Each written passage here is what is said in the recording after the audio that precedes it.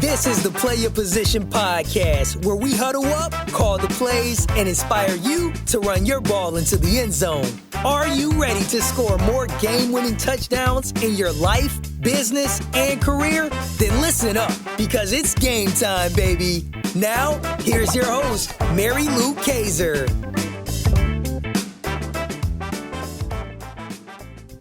Happy New Year, Team PYP. I know many of us say this every year at the start of a new year. I can't believe it's fill in the blank with a certain number, right?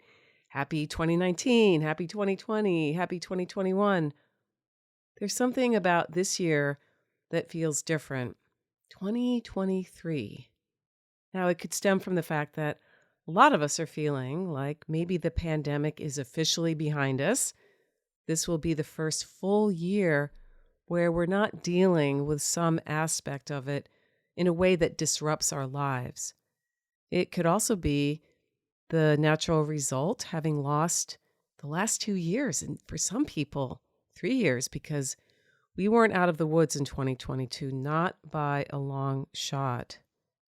I can't tell you how many conversations I've had recently that have centered around the idea that we have been in a time warp. The earth continued to spin. Days, weeks, and months came and went. We celebrated birthdays, weddings, and graduations. We said goodbye to certain people. You know, the usual suspects. But wow, 2023, here we are at the beginning of a new year. Now, I'm coming off of a full year after losing my dad. So there was that for me. I've had to adjust to all kinds of new circumstances, and I'll be honest, keeping this podcast going, despite the massive transitions I went through, was soul-saving. It's hard to express how grateful I am to the people who took time from their busy lives to sit down with me and have a conversation about ideas and experiences that matter. And of course, Team PYP, I'm forever grateful to you for tuning in and giving yourself the gift of listening to a conversation, to insights, to wisdom, so that you can show up and be more effective at what you do. Every year, traditionally, since I started this podcast in 2014, I put together a retrospective as a way of kicking off the new year.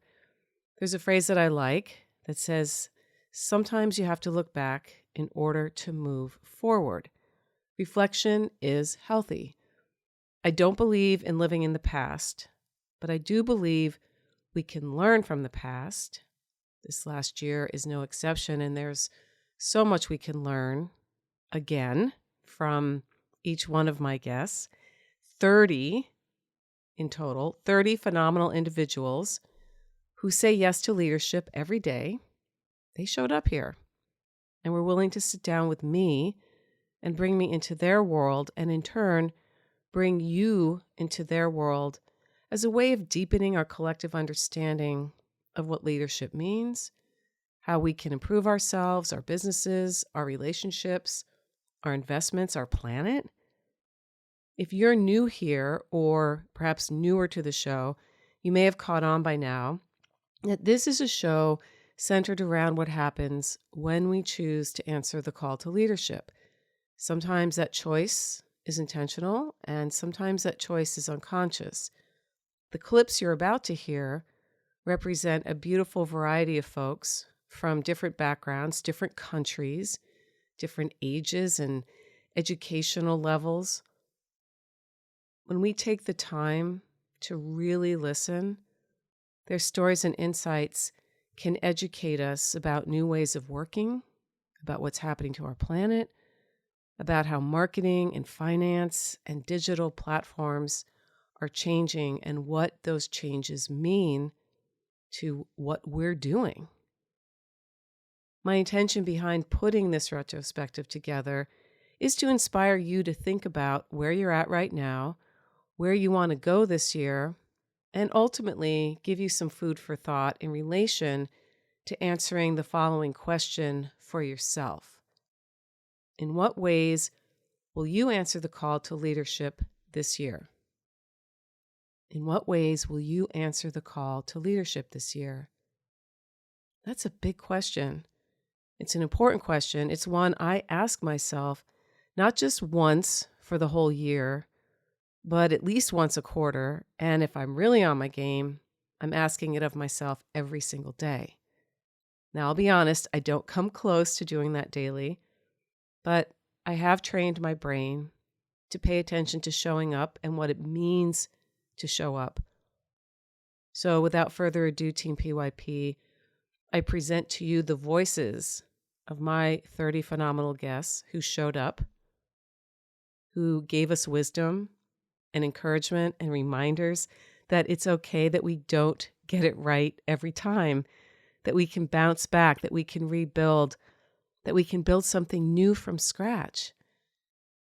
That, like the tide, our lives are going to ebb and flow.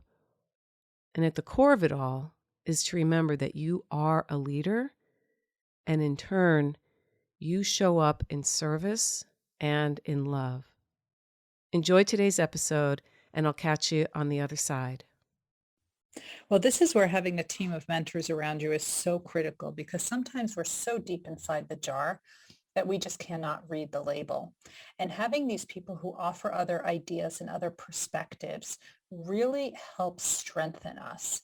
And sometimes they tell us we're making a mountain out of a molehill, or here is some ideas we can try, some strategies we could consider. And these are the people who have your best interest at heart. Your success is their success. So these are the people that you wish to surround yourself with, a whole team of mentors. And, as I said, I share what the 4 elements of success are, but as an educator, what kind of adult educator would I be if I didn't teach people how to actually implement these 4 elements of success in their own lives? And that's what the entire last third of the book is all about. It's all about implementation techniques. But, what works for me may not work for you. And what works for you today may not work for you when you have a transition in your life, a move, a new job, a pandemic, whatever it is. So as adults, we need options. We need a buffet of options that we can choose from. And that's why I tell people The Success Factor is really a book that you could just leave on your nightstand. And when a strategy is no longer working for you, you can just pick it up and go find another one. And then you can also discuss it with your team of mentors. Have you tried this before? Have you done this? What do you think? Or you try it out on your own and then let them know if it's working or not working, so that it can be fine-tuned a little bit. The name of my company is VetCore, right? And what I try and coach my franchisees. There's a subtle difference, right? And it's important. I don't ask or expect people to use us because we're a primarily veteran-owned, veteran-operated company. If I did, that would be asking for a handout. I don't want handouts. But here's the subtle difference. Because we're primarily veteran-owned and veteran-operated, our technicians show up fit, polite, on time, treat people with dignity and respect. So when's the last time you had a service provider of any kind come to your home? And when did they tell you they were going to be there? 8 to 12, and then they don't show up on time, right? So now this brand, right? Now this brand stands for timely, quality, reliable service, and the value of veterans. And so if I were to tell you, Mary Lou, that veterans on time is late and early is on time, that resonates with you, right? To choose our brand because you want people to show up early, because early is on time and on time is late, right? And that's what you want with a service provider. And most of our offices and our projects are run by former veterans, non-commissioned officers in the U.S. military. And I don't know any U.S. military former non-commissioned officer of any service that can't get a group of guys and a group of gals to be at the right place at the right time with the right kit and accomplish the mission. I have discovered that one of the most important activities anybody can be involved in business is to be generating leads for their business on an ongoing basis. So I would say with that, determine if you need to put in 60 minutes every day, Monday to Friday, or 90 minutes, Monday to Friday, depending on the needs of your business. And take that 60 minutes or 90 minutes and put it on your calendar and say, okay, from every day, Monday to Friday, from 10 to 11 or 11 to 12 or 9 to 10, whatever time is suitable for you. And block that time for your lead generation. And every day, Monday to Friday or Saturday, if you work on Saturday, let that 1 hour or 90 minutes become so focused on just generating leads. And if anything distracts you from that 1 hour or 90 minutes and you find yourself doing something else, then you know that that's a big distraction. But if you focus 60 minutes or 90 minutes every single day just on lead generation, you will see an immediate uptick in your business. I grew up in a family that was certainly, a great from an emotional standpoint, but we just didn't talk about money. It was not something that was ever on the table. And as I got into business, I really learned that it was pivotal that I have a really good grasp on cash flow and how to save money. And I just found that there was a lack of information out there for entrepreneurs and business owners and freelancers to really know how to build lasting wealth, right? All the content out there is about, hey, make more profit, add more to the bottom line. But there wasn't a whole lot about that next stage, building generational wealth. And so, as you mentioned in the bio, as I started to sell my first company and continued to go on my own wealth building journey, I interviewed a lot of people and found one particular strategy, what we call leverage wealth accounts, that involves a very specific type of life insurance account, believe it or not. And this was just something that I found that was lesser known, and it was transformational for me. And I just got the calling to try to help other people with this. I talk about it constantly in my friend circles and families, and their eyes glaze over when I start talking about it. But I just have a passion for helping people. And when they do have that light bulb moment, when they realize that, banks and the IRS and these things, there's a method to the madness. And if you don't know that rule book, if you don't have the playbook, you're going to get stepped on and you're going to live a life of running on that hamster wheel. Right. And so my passion is really for helping people to see and have some of those enlightening moments and hopefully adopt some strategies that help them move forward. I guess I might say, to some, what are you waiting for? And, what are you expecting from this life here? And what does your heart desire? What passions do you have that you'd want to fulfill? When you're young, when you're 20, it's really easy to take risks and fail and recover from those risks. It's not so easy when you're 50 or 60 or 70. People don't want to move that readily. They're not as flexible. They get a little bit stuck in their ways, in their home. They get burdened maybe with mortgages or raising kids or putting them through school. And so it's not so easy. Now is a great time, if you're 20, to go out and really blaze your path. Now, you don't have to go across the country. You could get involved. For instance, I have a client at 25 who had been working in his family's business because he had been bouncing around the community and not doing such productive things. And he realized that he wanted to make a productive life, and he got involved in his family's business. And he took a real interest. In the first few years, he kind of was screwed off a little bit. And, he showed up to work a little drunk on Mondays or, Fridays but then he took a real liking and a passion to wanting to grow that business. And that really forced him to step out of his comfort zone. And so that's really what we're talking about, is getting out of your comfort zone. It's so much easier to do it when you're younger, because again, you can fail and you can pick yourself up more easily and get into something else. But when you're older, it's much harder for people to get out of their comfort zones. There's many micro trends and subcultures of people across the globe who are connecting with one another off a doing thing or a making thing. And so I was privileged to be able to find it. But the basically blacksmithing is heating metal up to a critical temperature. We're talking about 1,500 to 2,000 degrees Celsius. And at that stage, you can move and reshape it into something new. And it's interesting because when you take something through a process like that, you can't change it when it's cold. You need to change it when it's like heated up, when it's really at that critical temperature. Otherwise it breaks. And then on the flip side, when you create something new, it's fragile. It's like glass. And so when you do, let's say, you make a tool, or you make a knife is a tool, right? So there's an example of one, and it's like glass. So if you dropped it on the ground, it would shatter. And so you've got to take it through a second process, which is called tempering, which puts through different heat cycles so that you can make it flexible, strong, and long lasting. And the analogy of that is basically what I do with businesses. So that's why it was fantastic to be able to bring that love of something that I do with my hands in making and transforming into something that I do as my income and profession. And the analogy is just like they just hug each other. It's gorgeous. Digital marketing has gotten a tremendous push. I think a lot of people have realized the value of their time. I mean, I got to tell you, as a mom of two girls, myself, when the pandemic happened and the shutdown happened, I was mesmerized by how much I crammed into a day. And I was questioning why I did that.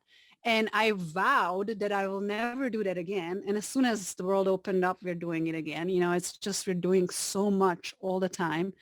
But the value of time is, I think, was definitely elevated in a lot of people's minds, right?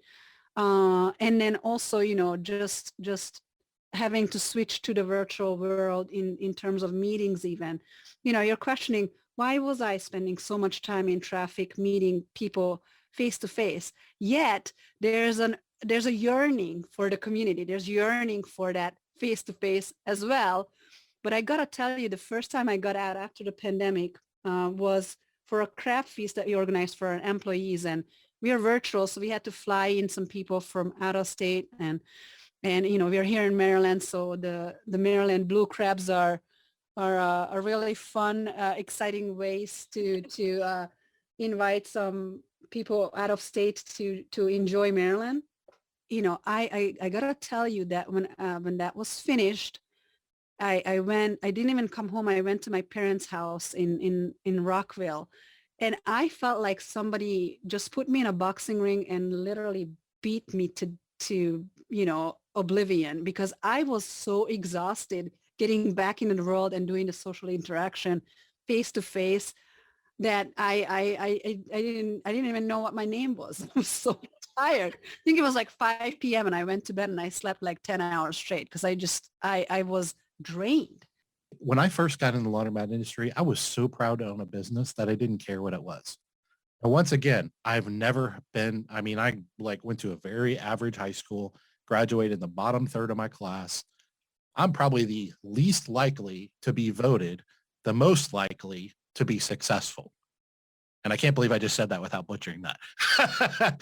But that's the fact, right? So my point is, from a very early age, if I ever did care about the whole sexy and impressing others, like, I had to give that up because nobody was really going to be impressed. I wasn't going to pick up a baseball and throw it 90 miles an hour. I wasn't the best looking. I mean, I guess I just had to give that up at a young age. But the fact of the matter is, I was never willing to settle for mediocrity. And so I just feel like I am destined to do this if there's such a thing. And when I found the industry, I didn't know that I shouldn't be proud to be a laundromat owner, because I always wanted to own a business and I didn't care what the product was. It didn't matter to me what industry I was in. I wanted to be a business owner and an entrepreneur. The funny thing is, as I got to find a little bit of success in the industry, people started paying a little bit of attention. Well, I do think hiring and improving hiring is a big one. And it goes even beyond fit. What I've found is what I call 4-factor hiring is typically what I try to do. And I try to coach people, which is basically, a lot of times when we think about hiring, we're thinking about what are the skills that this person needs and what are the extrinsic motivators? What pay and perks can we put out there to entice them to join us, right? And as you said, more companies are starting to get into the fit. It's like, who's actually going to fit with our culture? And then the fourth piece, though, is intrinsic motivators, which it kind of gets into more like the purpose or growth or autonomy, or there's something about the work that makes the person want to do it beyond just getting paid for it. And the tech world's pretty funny. Most of us go home at night and we work for free, right? We go home and work on side hustles and side projects, and we do nonprofit work because we want to work on interesting things. So if you can find some way to find out what is interesting about your work and who would actually enjoy working on your problems, and then make that part of your hiring process and make that part of your ongoing retention process and things, then you can, to me, it's much more about the intrinsic motivators of employment are going to become much more important than the extrinsic motivators of employment going forward. And that people, again, it's definitely been shifting that people aren't staying for a long time, but I think you're going to see, people stay 3 to 5 years, and companies be happy that somebody stayed 3 to 5 years and they got the value that they could. But the challenges at the company are no longer interesting to that person. So they're going to let them go. But then there's other people that those challenges are going to be interesting for. So they're going to go hire those people. We hear so many facts, is this fact true or not true? And as I work with people, the first thing I do is I make them actually Google what percentage of my daily actions are unconscious. And so then they will see it in big dark letters. It's just really clear. But I also see it's one thing to sort of conceptually understand an idea, but that doesn't mean people actually go and do anything about it. And I see that the next level to really get understanding is you let me ask your audience, what do you do to impact those unconscious daily actions? Do you do anything? And I think most people would go, well, no, I wasn't even sure that was true until maybe now. But once someone really gets that, because that was the most fundamental important thing I ever learned, was that 95% of my daily actions are unconscious. Once I got that through my thick head and saw the implication that, yeah, that's the only way to have a higher level of success is to influence those unconscious daily actions by proactively influencing the subconscious mind. Once I got that clear, everything changed and everything then made sense. Well, the challenge that you're poking at, and I think you agree, is most people have to become the person that's worthy of the things that they want. Right. And so, based on your time thing, your analogy right there, I don't care if, what your spouse is, male, woman, female, whatever, people will say, I don't like my relationship. Well, how much time are you investing in your relationship? Right. You're living with a person, and maybe, if you're a man, you haven't taken your wife on a date in 5 years. I meet with clients and like, well, how often do you date your wife? And they're like, they look at me like, she's my wife. Why would I date her? Well, why do you, how do you think you expect to get what you want out of a relationship if you're not investing the time and effort it takes to create a great relationship, right? Otherwise, you're just two different people living in the same household. You shouldn't even be sleeping in the same bed, right? You're just strangers. And so, really that time blocking is not time blocking just for productivity, for income, which is important, but are you blocking time for your kid's soccer game? Are you blocking time to take your wife on a date? Are you blocking time for family barbecue on Sunday? And those things become the priority. I'm present, I'm focused, I'm ready. I'm not checking my cell phone, because that's where I'm at that moment, right? Just like I'm here interviewing with you right now. I'm not checking my email while we're talking, right? A lot of people think multitasking is getting them closer to their goal. The reality of it is it's actually taking them farther and further away. Truthfully, I feel that the last 2 years, up until about 6 months ago, probably, I was playing out of position. To give a bit of context behind that, it was about 2015 where I went full-time on the company. So there was about 4 years where I was part-time building it up, but the audience got to a stage in 2015 where we were making enough income that I went full-time in it, and I took on my first employee at that point. And we slowly grew the team through to 2020. So the start of the pandemic, it was around February, March 2020, and there was only 5 of us on the team at the time. But and I realized I've got no place to complain here, but our company was one of the ones that did well out of the whole situation, because so many companies moved online. So many businesses wanted to suddenly start using podcasting to communicate with their employees, to reach new audiences because they weren't meeting anyone in person. So many people suddenly had time to make their podcast because they weren't driving to work, or they were on furlough or anything like that. So we had a huge burst of customers through 2020, right to the end of the year.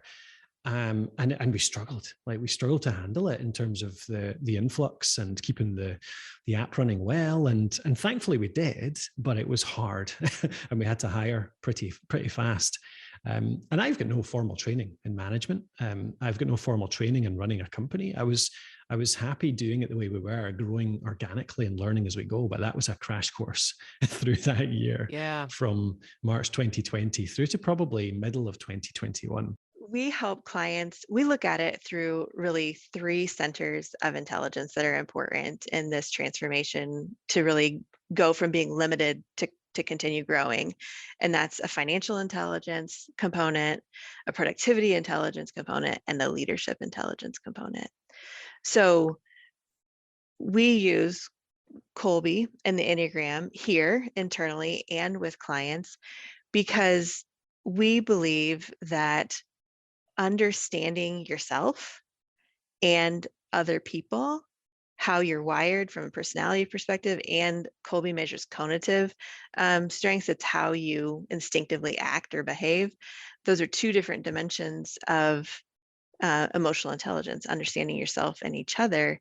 And so it can solve a lot of issues and answer a lot of questions. From a very practical standpoint, Kolbe can help with right person, right seat type of job fit questions. And we run on EOS, the Entrepreneurial Operating System. We run our firm on EOS. And so that concept of having clarified roles and responsibilities, and then making sure that the people in those seats are well suited for that role, they understand it, they get it, they want it, they have the capacity to do that job. Kolbe is a great tool to align around those things. Our son was diagnosed in September of 2020 with bilateral renal agenesis. We were told, we were given 2 options. First one was abortion, and they referred us to abortion clinic. And then the second was the only other option that they gave us at that time was for him to be born, and he would be stillborn. We might get to meet him for 15 minutes at birth, given his condition. Oh, wow. And that's not what caused us to start the nonprofit. We did our own research after we got this diagnosis. I just said, hey, doc, can you get me information on this? And we went and dug in and found an actual trial that would allow us to potentially save our son. And we had the option at that time to go to 2 locations. That was Johns Hopkins and or Stanford. We visited both, and we decided on Johns Hopkins in Baltimore, Maryland, because it's a little closer to Florida for us. And our daughter, who's 7, we had to leave her behind with our in-laws so she could stay in school and keep a normal life. And so we did that, and we moved up to Baltimore for 11 months, and we saved our son. And now he was born on January 21st, 2021. And he came out kicking and screaming and breathing like any normal baby. So he defied all the odds, and he beat 0%. And, wow. But what comes with that is multiple surgeries. So the first day of his life, he had to have 3 major surgeries. He had a Broviac line placed. That's for access to draw labs. And if he needs medication, they can give him medication. He had a G2 placed for feeding, just in case in the event he couldn't actually feed from a bottle. And then third, the most important one he had was his peritoneal dialysis catheter. And the third one, the reason I say it's most important, because he was born without kidneys, so that acts as his kidney. But within the first 3 weeks of his life, his PD catheter refused to work.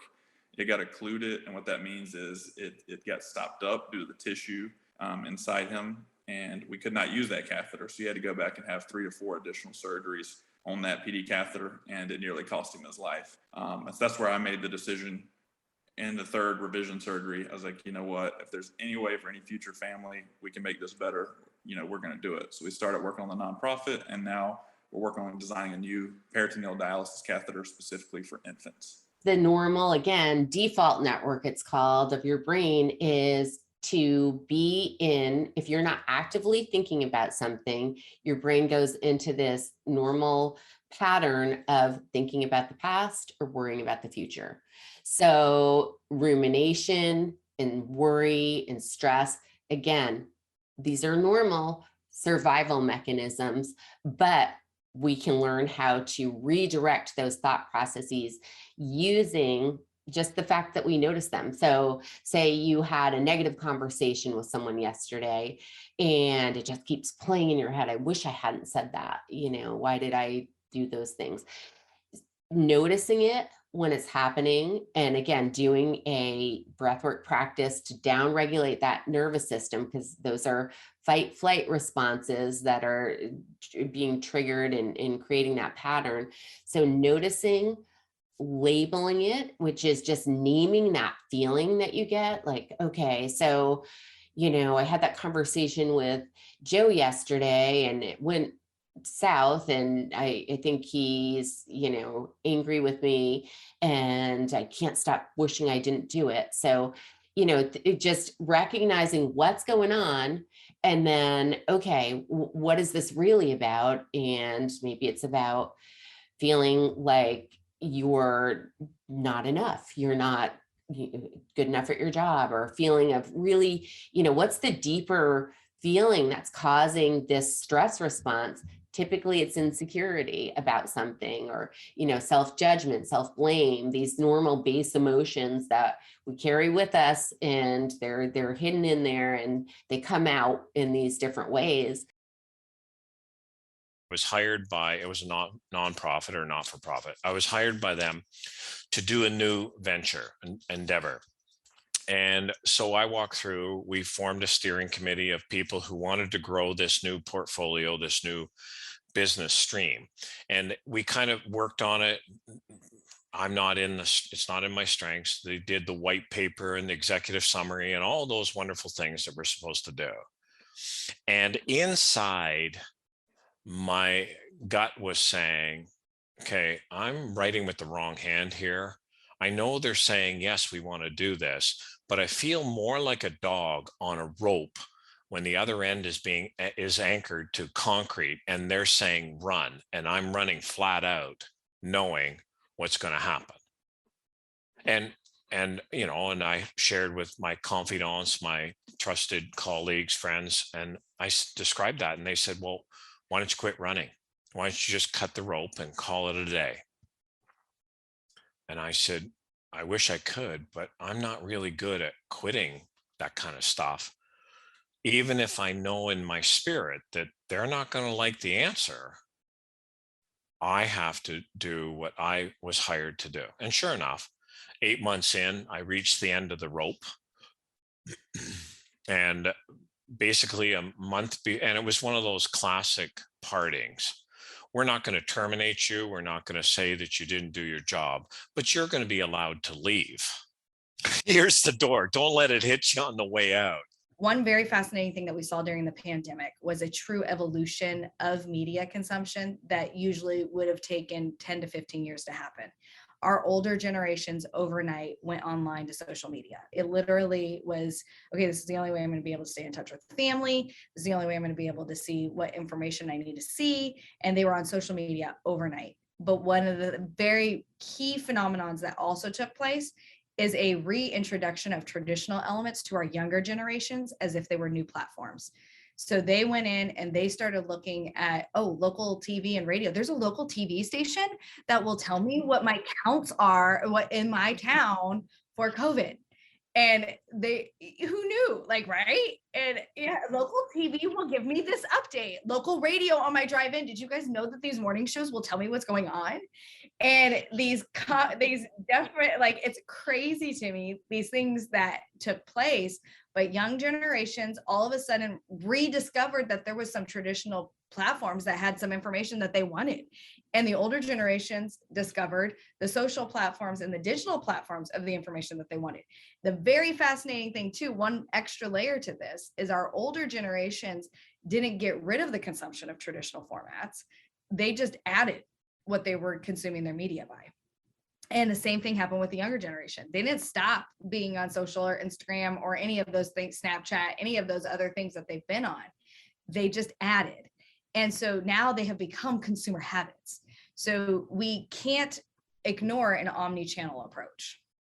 When it became clear that this was a good idea, or at least a feasible idea, was just seeing the disconnect between what brands are doing on a typical basis and what the rest of the internet is doing. It's this really weird time because you have all these really interesting new creative voices online, and they're giving themselves a platform, and they're starting YouTube channels or podcasts, and they're able to, bring their art to way more people than have ever been able to access it before.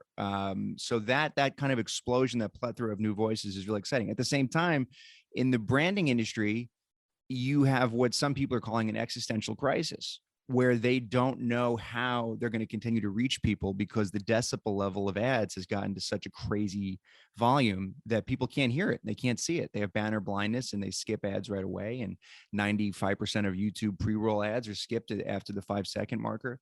And you have $25 billion wasted over a couple year period in skipped ads. And there's all these statistics that, the industry throws around. And there was a report recently, which I'll try to find for maybe the show notes, where they literally referred to the position of the modern brand as an existential crisis. We don't know how we're going to continue to try to tell people about our products in an age where the consumer has gotten so good at ignoring interruption marketing.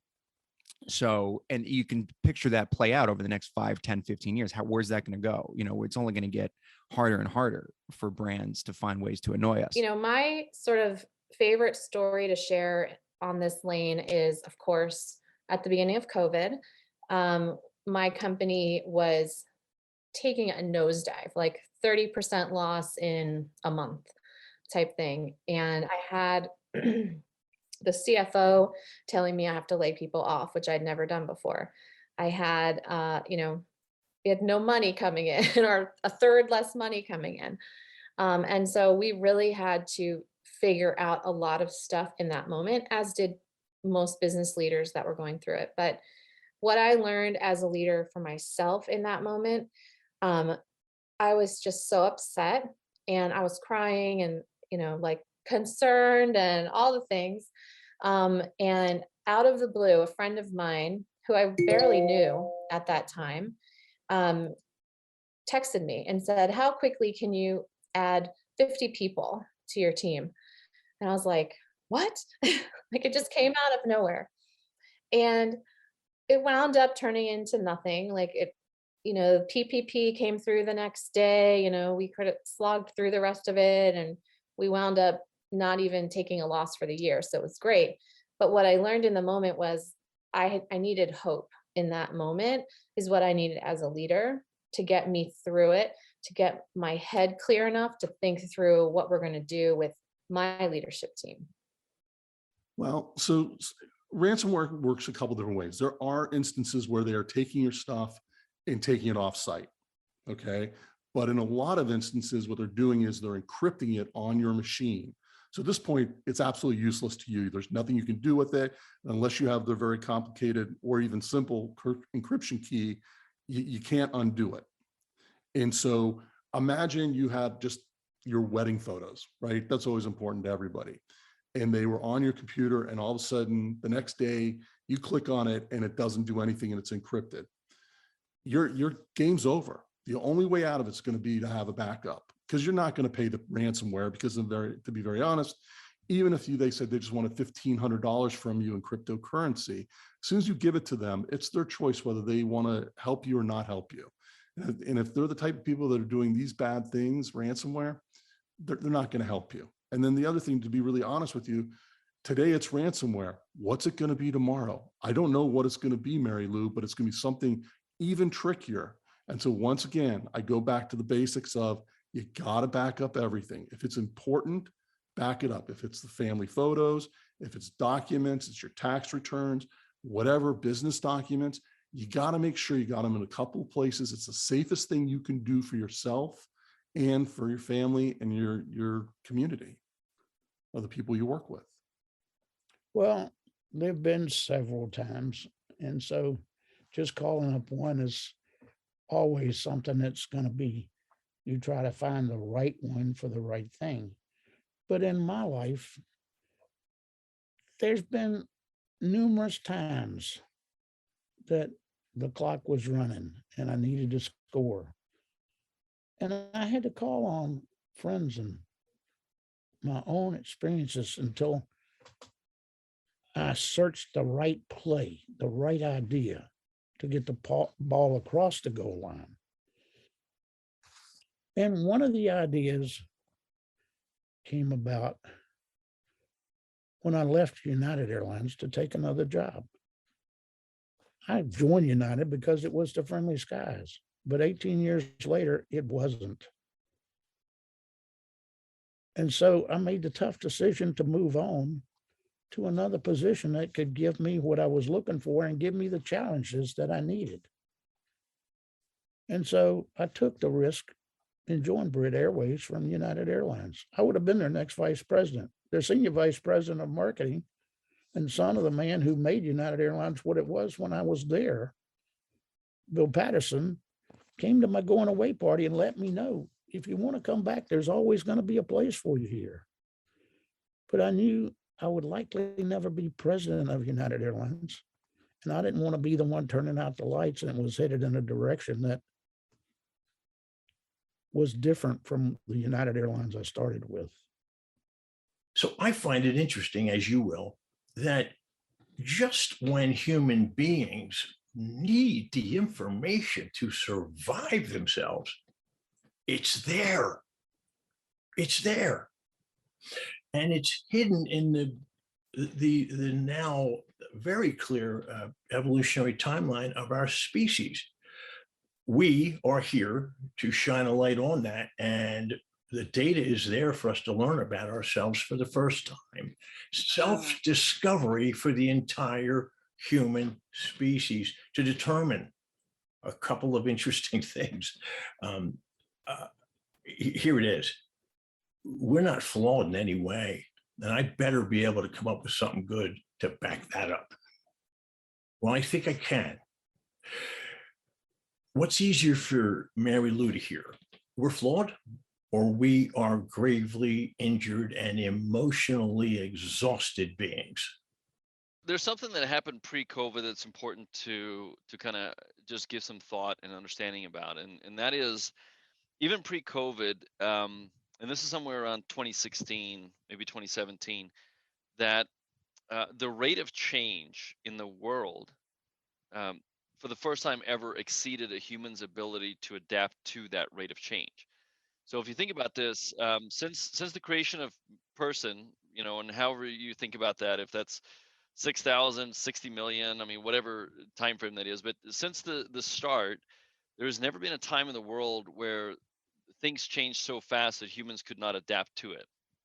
Now, that started around 2017, and that's where, you know, we were asking the question pre-COVID to companies and people, like, do you feel like something's off in the world? Do you feel like there's just a kind of a borderline of anxiety that you can't quite put your finger on? And people would say yes, but I don't know what it is, right? And because they couldn't understand what that is. And then COVID happens and it massively accelerates it. And we're on this path now that things are changing so fast that before this happened, when there's an event in the world, call it a world war, 9/11, a natural disaster, whatever it is, and you're kind of affected by that in a deep way, then it's like you become kind of stressed and anxious and there's unknowns. But then, you know, as the event settles down, you kind of go back to this baseline place of like kind of figuring out what's life about. You know, again, like who am I? And you're kind of settling back into, hey, I can make sense of the world, right? I feel good. Well, now we're in this place where we have these elevated events, right? We've got COVID, we've got Russia invading the Ukraine, we've got now like, hey, are we in a looming recession? You know, and it's like these things are happening that are creating us, you know, creating a lot of stress and tension in our lives. And then as these things settle down, then we kind of go back to this place of trying to make sense of it all, and we're not able to make sense of it all. Yeah. You know what? I'd love to give you a little exercise I do not so often anymore, but it's so relevant to your concept for your show, which is I walk in and say, think about the metaphor you use for your business. Does it come from football, basketball, soccer, or ultimate frisbee? And what would it mean from each of those? And they get to explore where is the control, the locus of control in each of them. Like in Phil Jackson's version, the locus of control is in the team on the field moving it on the court. Basketball, it's on the side calling the plays. Ultimate frisbee, there's no one calling anything anywhere. And soccer, it's constantly moving and you have nobody calling plays. What does that do if you're in Europe where they don't have American football? I work in companies and their metaphor changes how they view the world and how all the things, they don't have a behavioral model where something has to come from the outside. You might have fun with that. Maybe the best way into it is thinking about a kind of like the framing of a digital work environment. And because there's a model that we all have in our minds of a work environment, back when people used to go to offices, a physical, very hands-on, kind of tangible place where you can feel the culture and you can work closely with others, and there's some real-time feedback that lets you know you're on the right track, and that's the other people around you, and that really all exists in a digital work environment as well, and I think it always has. The emphasis there is getting stronger, though, as we turn to working mostly in our digital environments. So I always think of a digital work environment first, and then within that, when we're building the bits and pieces that make up that digital work environment, which is invariably software, I think about necessary complexity and unnecessary complexity. Okay, this is fun. Oh man, this is great. So marketing data, right? Super digestible. Everybody's like, okay, did they click my ad? And then did they buy from my ad? That question this past week, I had that conversation with my 5,000 person company and my 10-person company. And we just looked at the data. And obviously the one company was spending whatever, make up the numbers, but a few $1 million that month. And the 10-person company was spending a few $1,000s that month. The question is the exact same. Did they buy from this ad? And if the conversion rate was low, which it was for both of them, why didn't they? Was it because the ad wasn't good? Was it because the homepage that they landed on wasn't good? Or are we targeting the wrong people? Probably one of those three situations, right? And it was the exact same conversation. It is a little bit easier for the 10-person company because you're targeting, 200 people as opposed to 20 million people. But it's the same basic principles. I think we're going through a period of time culturally, both in the US and abroad, where it's cool to be a victim. It's cool to say, yes, we didn't hit our sales goal last month, whatever, insert excuse here. And that's how we get sympathy now. That's how we get acknowledgement and affirmation as a person. If you're doing well, you might get a couple likes or comments on social media, right? But if you fall down spraining your ankle and take a photo of your big fat black and blue ankle and put it on social media because apparently people want to see this, right? You'll get hundreds of people that you didn't even know you were connected to, wishing you well, thoughts and prayers. And that's nice. But what it's doing is it's reinforcing that victimhood is the way to get attention now. And instead of focusing on, really applauding people who are moving forward and making an impact. All of our success is intertwined. The more money that we make in our communities, the more wealth there is to go around, right? So the way things work economically is if there's more opportunities and there's more opportunities for people to grow and to learn, it's just going to explode, what we have and how we can live. So I think it's ultimately an amazing thing. But when, part of your question was, can we grow as people? Can we grow, and what's the step to like building a house? Can you get lost in YouTube? Is there too much information to keep us from taking action? That is one of the downsides. People go, oh, just go to YouTube University, or they say, oh, I'm overwhelmed with information. I don't even know where to start. So I agree with you there. And my suggestion is this: if there's something that you have that you would like to accomplish, set a very specific goal, right? Because it's very easy to go, oh, that sounds cool. And then you start working towards it. And then you discover something in your journey and go, oh, that sounds cool. And you start hopping from one thing and you never complete any one goal or one task.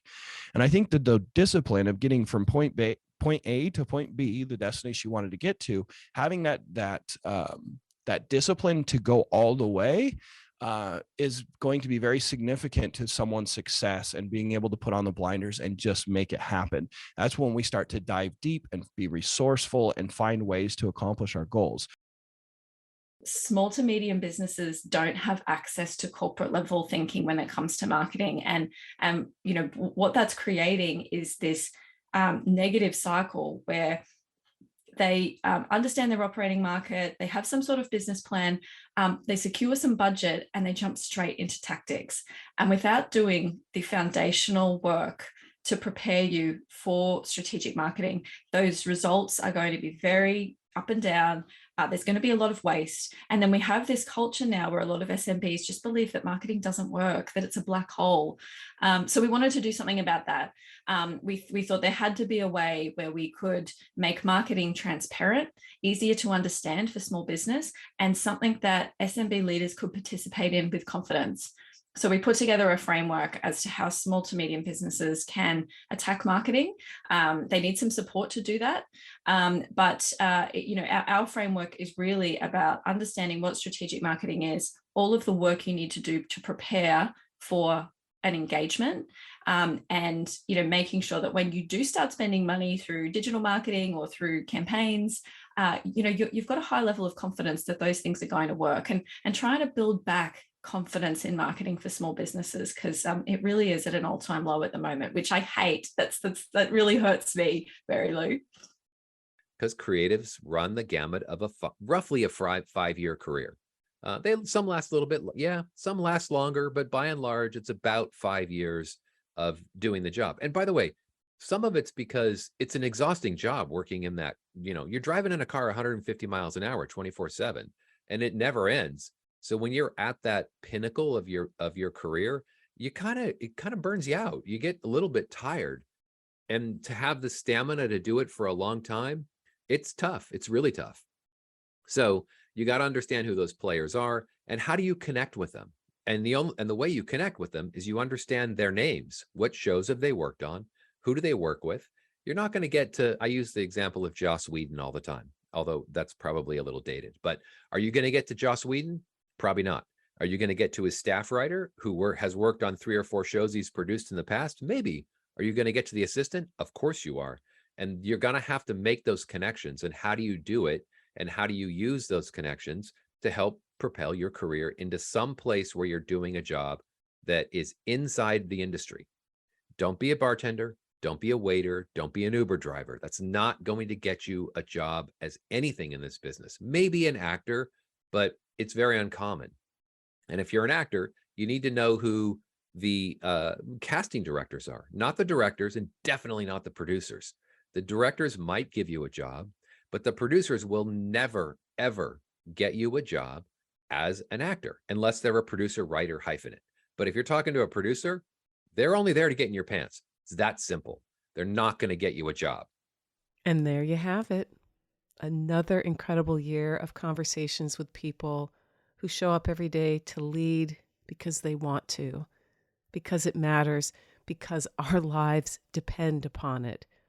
From choices we make with our money, to how we market our businesses, to the fate of this beautiful planet we get to live on, to what kind of work environments we build, to the role of data, to cybersecurity, and everything in between.